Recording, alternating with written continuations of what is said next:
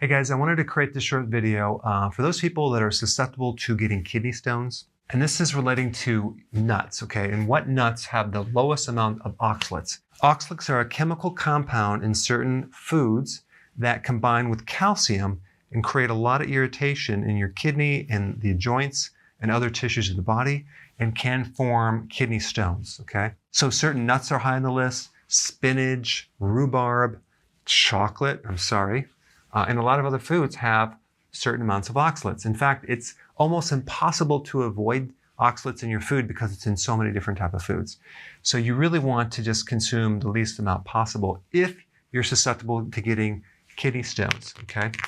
So in this list, we're comparing milligrams per 100 gram per weight, okay? So if you were going to take 100 grams of almonds, you would end up with 469 milligrams of oxalates. So almonds have the highest amount of oxalates of all the nuts, okay? So of course you'd want to avoid those for sure.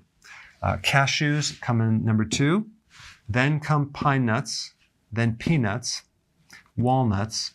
Now we start to get lower amounts. Pecans, pistachios, and macadamia nuts. So these are pretty darn low.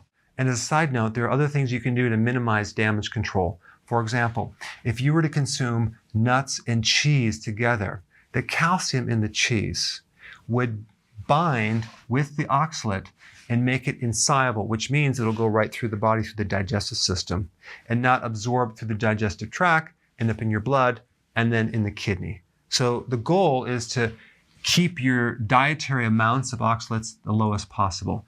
The other thing you can do is consume lemon juice, for example, or potassium citrate, or calcium citrate, because the citrate will also help to lower the binding effect of the oxalate stones. And I know a lot of you are on the ketogenic diet. Some of you have a tendency to get kidney stones. And it's really sometimes difficult because you have spinach, for example, you have chocolate, and you have nuts in so many different recipes. What do?